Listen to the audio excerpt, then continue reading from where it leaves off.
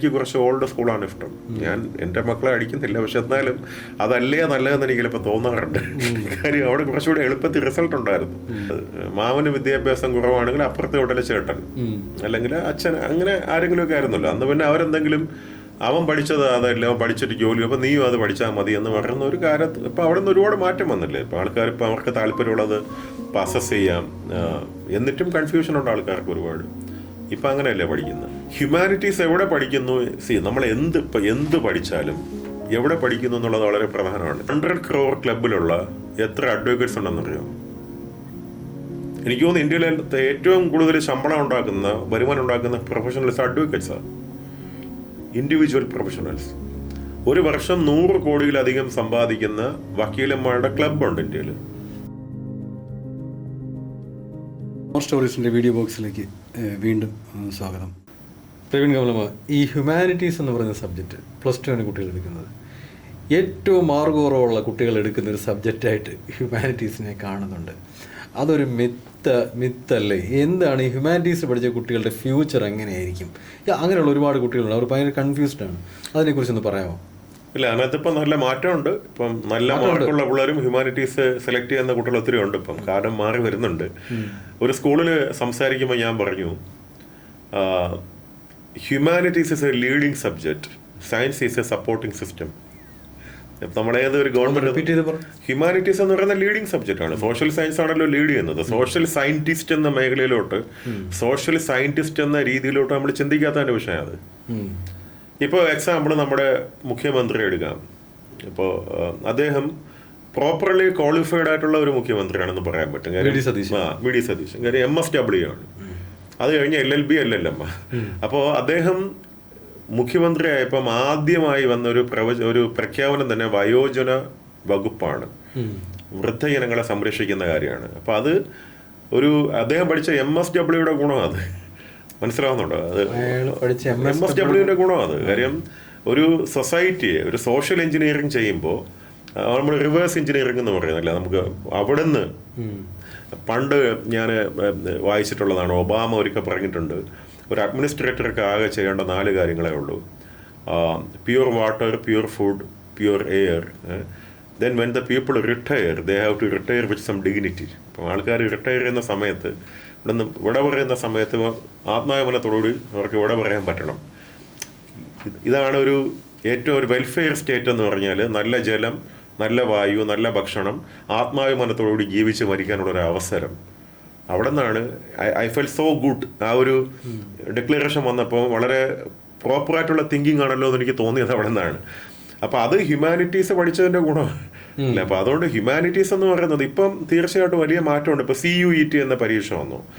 പരീക്ഷ വന്ന് തന്നെ മിടുക്കരായിട്ടുള്ള കുട്ടികളെന്നും, ഏറ്റവും വലിയ തമാശ, നമ്മുടെ കേരളത്തിലെ കോളേജുകളിൽ മിടുക്കരായിട്ട് കുട്ടികൾ ഹ്യൂമാനിറ്റീസ് പഠിക്കാൻ താല്പര്യപ്പെടുന്നില്ല. അവരെല്ലാവരും ഡൽഹി യൂണിവേഴ്സിറ്റി പോകാൻ വേണ്ടി താല്പര്യപ്പെടുന്നു, ടാറ്റ ഇൻസ്റ്റിറ്റ്യൂട്ട് ഓഫ് സോഷ്യൽ സയൻസിൽ പോയി പഠിക്കാൻ വേണ്ടി താല്പര്യപ്പെടുന്നു.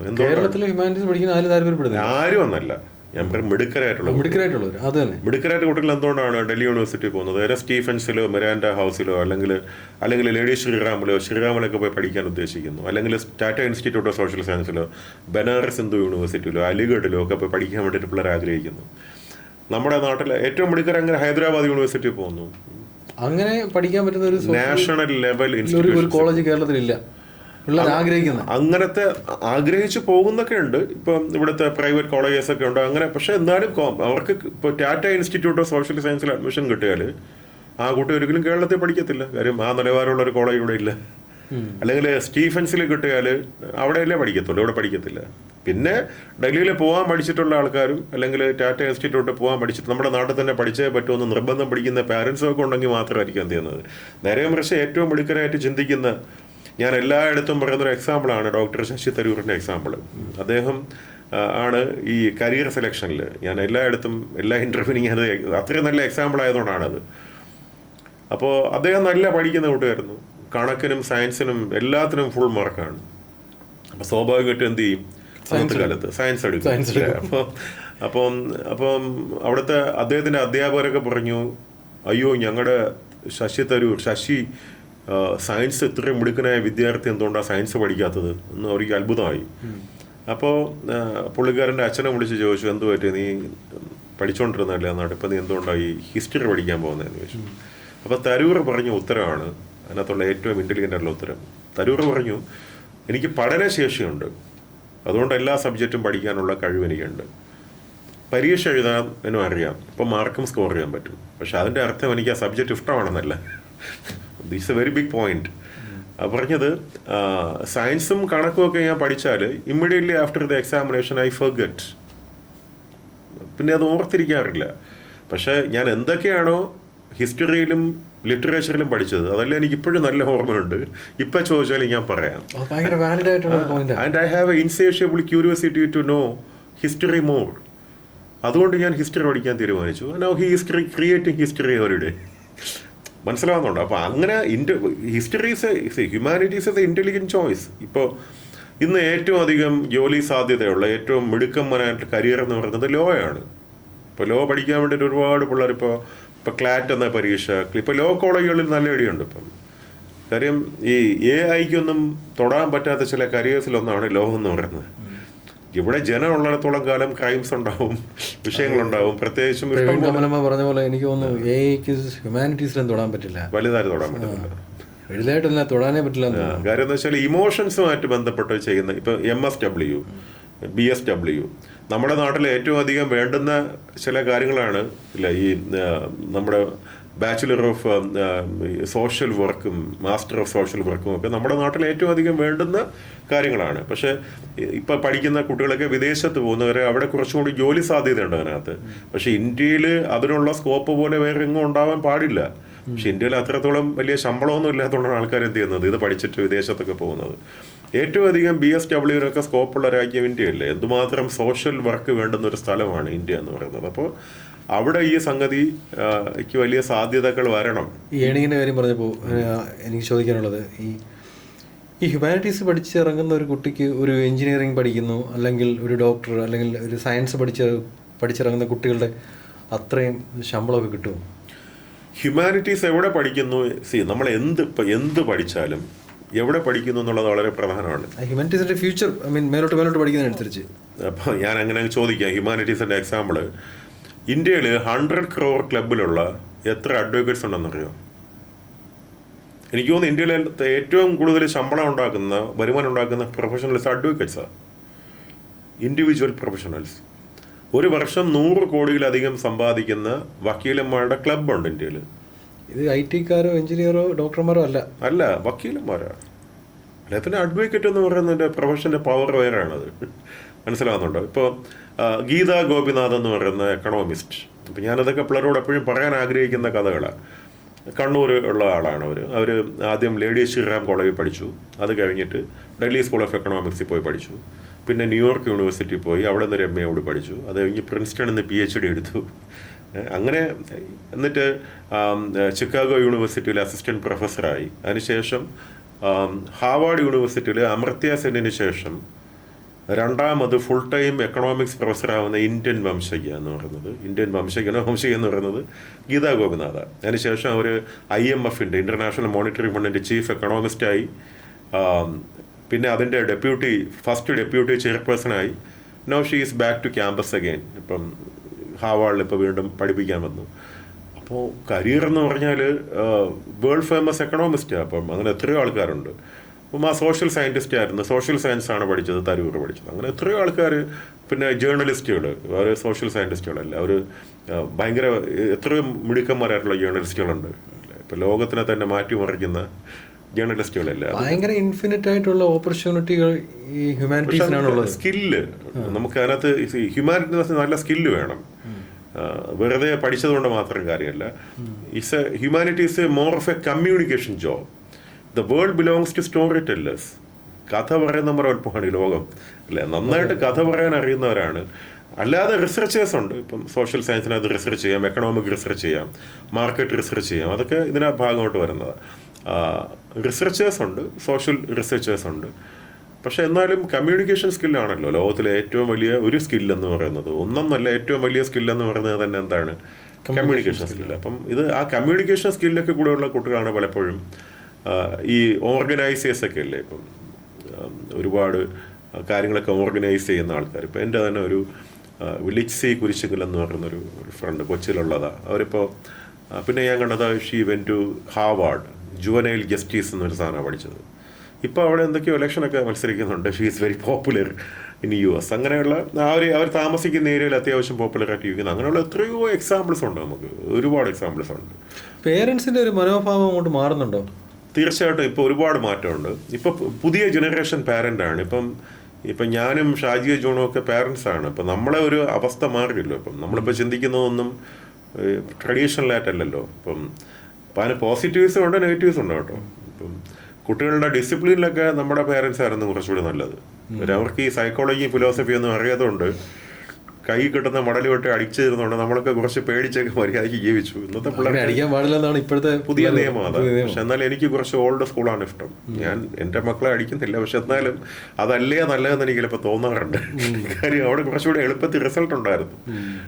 ഇപ്പോഴും കുട്ടികൾക്ക് ഭയങ്കര സ്വാതന്ത്ര്യ ബോധമാണ് അവർക്ക്. അപ്പം അതിൻ്റെ പോസിറ്റീവ്സും നെഗറ്റീവ്സും എല്ലായിടത്തും ഉണ്ട്. ഇപ്പം ഞാൻ തല്ലണമെന്നല്ല പറയണത്, പക്ഷെ എന്നാലും ഒരു ഭയം എന്നൊരു സാധനം ഇപ്പം ഇപ്പോഴത്തെ പിള്ളേർക്ക് വളരെ കുറവാണ്. അറ്റ് ദ സെയിം ടൈം ഇന്നത്തെ പുതിയ ജനറേഷൻ പിള്ളേർക്ക് നല്ല സോഷ്യൽ ആങ്സൈറ്റി ഉണ്ട് താനും. കാര്യം അതുണ്ട്, അതെന്താണെന്ന് അറിയത്തില്ല. അപ്പോൾ ഇത്രയൊക്കെ ഫ്രീഡം ഉണ്ട്. എനിക്ക് തോന്നുന്നു ഭയങ്കര പാമ്പേർഡ് ആയിട്ടുള്ള ഒരു ജനറേഷനാണ് ഇപ്പോൾ ഉള്ളത്. ടെക്നിക്കലി അവർക്കെല്ലാം കിട്ടി. പിന്നെ അത്യാവശ്യം ദാരിദ്ര്യം എന്ന സാധനം ഒരുപാട് കുറഞ്ഞു. പിന്നെ പാരൻസ് ഒക്കെ ഭയങ്കര ഫ്രണ്ട്ലി ആയി. ഇല്ല, ഇപ്പം അച്ഛനെ മോനെ എന്ന് വിളിക്കുന്നതും അത് കണ്ട് സന്തോഷിക്കുന്നതുമായിട്ടുള്ള പാരൻസ് ഉണ്ടായി. അതൊരു മോശമായിട്ട് പറഞ്ഞല്ല, നമ്മളത് എൻജോയ് ചെയ്യുന്നുണ്ട്. ഇല്ല, അങ്ങനത്തെ ഒരു കൾച്ചറിലോട്ട് മാറി പേരൻസ്. അപ്പം ഈ കോഴ്സ് ഹ്യൂമാനിറ്റീസ് പഠിക്കാനായിട്ട് എനിക്ക് ഹ്യൂമാനിറ്റീസ് പഠിക്കണം, അല്ലെങ്കിൽ നീ പോയി ഹ്യൂമാനിറ്റീസ് പഠിക്കൂ എന്ന് പറയുന്ന ഒരു ലെവലിലേക്ക് പേരൻസ് എത്തിയിട്ടുണ്ട്. ഒരു വലിയ പരിധി വരെ പാരൻസ് ഇപ്പോൾ ഒത്തിരി അഡ്വാൻസ് ആയിട്ടുണ്ടെന്നാണ് എൻ്റെ ഒരു അനുഭവം. പാരൻസ് ഇപ്പോൾ കുട്ടികളുടെ താല്പര്യമൊക്കെ അറിഞ്ഞ് പഠിക്കാൻ. ഈ പണ്ടത്തെ പേരൻസ് ഹ്യൂമാനിറ്റീസ് എടുക്കാൻ സമ്മതിക്കത്തില്ല. മാർക്ക് കുറവുണ്ടെങ്കിലും മാർക്ക് കൂടുതലുണ്ടെങ്കിലും ഒരാൾക്ക് ഹ്യൂമാനിറ്റീസ് പഠിക്കാൻ ഇഷ്ടമാണെങ്കിൽ തന്നെ നിർബന്ധിച്ച് അവനെ കൊണ്ട് സയൻസ് എടുപ്പിക്കും. അത് അങ്ങനത്തെ എക്സെപ്ഷൻസ് ഒക്കെ എല്ലാ കാലത്തും ഉണ്ട്, അതിപ്പോഴും ഉണ്ടായിരിക്കും. പക്ഷെ എന്നാലും പൊതുവെ ഇപ്പൊ പാരന്റ്സ് അങ്ങനെയല്ല. അവർക്ക് എക്സെപ്ഷൻസ് കുറവാണ്. ഒരു രക്ഷയില്ലെങ്കിൽ മാത്രമേ പണ്ടത്തെ കരിയർ എന്ന് വെച്ചാൽ മാമനായിരുന്നു. മിക്കവാറും മാമന്മാര് പറയുന്നത് കേട്ടിട്ടാണ് നമ്മൾ ചെയ്യേണ്ടത്. മാമന് വിദ്യാഭ്യാസം കുറവാണെങ്കിൽ അപ്പുറത്തെ ഹോട്ടലിൽ ചേട്ടൻ അല്ലെങ്കിൽ അച്ഛൻ, അങ്ങനെ ആരെങ്കിലും ഒക്കെ ആയിരുന്നല്ലോ അന്ന്. പിന്നെ അവരെന്തെങ്കിലും അവൻ പഠിച്ചത് അതല്ല, അവൻ പഠിച്ചിട്ട് ജോലി, അപ്പം നീയും അത് പഠിച്ചാൽ മതി എന്ന് പറയുന്ന ഒരു കാലത്ത് ഇപ്പം അവിടെ നിന്ന് ഒരുപാട് മാറ്റം വന്നില്ലേ. ഇപ്പം ആൾക്കാർ ഇപ്പം അവർക്ക് താല്പര്യമുള്ളത് ഇപ്പം അസസ് ചെയ്യാം. എന്നിട്ടും കൺഫ്യൂഷൻ ഉണ്ട് ആൾക്കാർക്ക് ഒരുപാട്. ഇപ്പം അങ്ങനെയല്ലേ പഠിക്കുന്നത്. ഇപ്പോൾ ഹ്യൂമാനിറ്റീസോ സയൻസോ അങ്ങനെയൊന്നും അല്ല.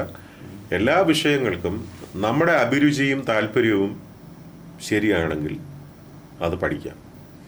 അങ്ങനെ ഇന്നും എനിക്ക് തോന്നുന്നില്ല ഒരു കോഴ്സും ഫുള്ളി സാച്ചുറേറ്റഡ് അല്ല. അതിനെ നമ്മൾ കാലാനുസൃതമായി മാറ്റി കളിക്കാൻ പഠിക്കണം എന്നുള്ളതേ ഉള്ളൂ. ഹ്യൂമാനിറ്റീസ് സാച്ചുറേറ്റഡ് അല്ലെന്ന് എനിക്ക് തുടങ്ങിയിട്ടേ ഉള്ളൂ എനിക്ക് തോന്നുന്നത്. അങ്ങോട്ട് ഫ്യൂച്ചർ സ്റ്റാർട്ട് ചെയ്തിട്ടേ ഉള്ളതാണ്. World belongs to story tellers, peace givers, care givers എന്നൊക്കെ പറയുന്ന രീതിയിലോട്ട് മാറുമെന്നാണ് തോന്നുന്നത്.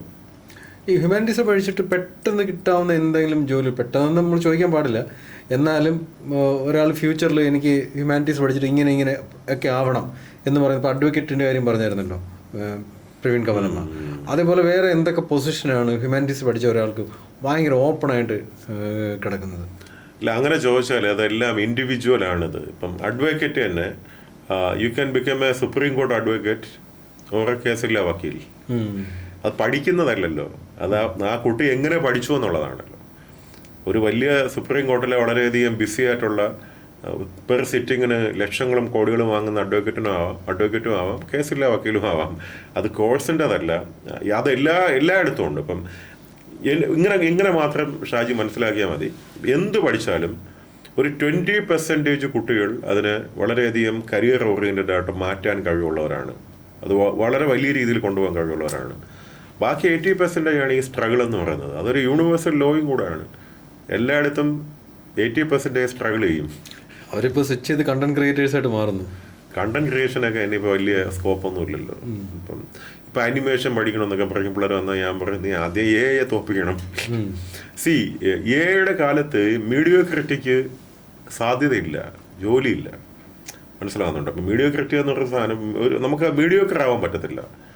U have to be good. ഇപ്പം ഞാൻ ഒരു ആർട്ടിസ്റ്റുകളുടെ ഒരു അസോസിയേഷൻ സമ്മേളനത്തിൽ സംസാരിക്കാൻ പോയപ്പോൾ പറഞ്ഞാണ് നമ്മളിനിയിപ്പം എനിക്കൊരു ഒരു ഒരു ബ്രോഷർ ഉണ്ടാക്കാൻ നിങ്ങളുടെ ആവശ്യമില്ല. പക്ഷെ ഞാൻ ഉണ്ടാക്കുന്ന ബ്രോഷറിനെക്കാളും നല്ല ബ്രോഷർ ഉണ്ടാക്കുമെങ്കിൽ മാത്രമേ നിങ്ങൾക്ക് നിലനിൽപ്പുള്ളൂ. അതെ, അല്ല, you have to be your competitor is AI. അങ്ങനെയാണ് ഒരുപാട് ജോലിയൊക്കെ ഇപ്പോൾ അതാണ്. അപ്പോൾ എല്ലായ്പ്പോഴും ഇനിയുള്ള കാലത്ത് അഡാപ്റ്റബിലിറ്റിയും ലൈഫ് ലോങ് ലേണിങ്ങും ഏതു മേഖലയിലായാലും ഇല്ലെങ്കിൽ നിലനിൽപ്പില്ല. അല്ല, നമുക്ക് there is a saying, when the wind of change blows, many take shelters, few build windmills എന്ന് പറയും. മാറ്റത്തിൻ്റെ കാറ്റ് വീശുമ്പോൾ ഒരുപാട് പേര് എന്ത് ചെയ്യും, പോയി ഒളിക്കും, ഷെൽറ്ററിൽ പോയി ഒളിക്കും. പക്ഷെ ചിലർ കാറ്റാടി യന്ത്രങ്ങൾ സ്ഥാപിച്ച് കാറ്റ് വിതച്ച് കൊടുങ്കാറ്റ് കൊയ്യും. അപ്പോൾ അതുകൊണ്ട് യു ഹാവ് ടു ചേഞ്ച്, അല്ലാതെ വേറെ ഒരു മാർഗമില്ല. അപ്പോൾ adaptability is very important. Adaptability is the most important skill in AI era.